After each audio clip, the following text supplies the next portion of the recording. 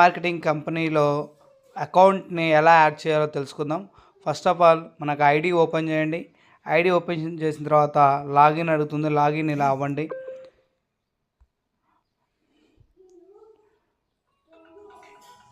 Login అయిన తర్వాత మనం ఇక్కడ చూసుకున్నట్లే కనుక చూడండి, ఇక్కడ ఒక లోగో ఉంటుంది. ఇక్కడ ఈ లోగో మీద క్లిక్ చేయండి. ఈ లోగో మీద క్లిక్ చేసినట్లయితే ఇలా ఓపెన్ అవుతుంది. ఇలా ఓపెన్ అయిన తర్వాత మనం చూసుకుంటే కనుక అకౌంట్ సెట్టింగ్ అని ఉంటుంది. ఈ అకౌంట్ సెట్టింగ్ మీద ఓపెన్ చేయండి. ఓపెన్ చేసిన తర్వాత ఇక్కడ చూడండి, మీ యొక్క అకౌంట్ నెంబర్ అన్న దగ్గర అకౌంట్ నెంబర్ ఇవ్వండి. అండ్ మీ యొక్క నేమ్, హోల్డర్ నేమ్ అక్కడ నేమ్ ఇవ్వండి. ఐఎఫ్ఎస్సి కోడ్ ఇవ్వండి.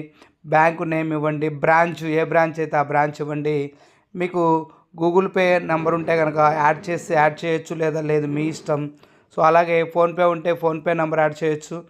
పేటిఎం ఉంటే పేటిఎం ఉంటే, ఏది ఉంటే పెట్టాలి అనుకుంటే మీరు ఆ నెంబర్ని యాడ్ చేయొచ్చు. ఆ నెంబర్కి ఫోన్పే ఉంటే పెట్టచ్చు. యూపీఐ ఐడి యాడ్ చేయొచ్చు, లేదా యాడ్ చేయకుండా ఉండొచ్చు, మీ ఇష్టం అదంతా కూడా.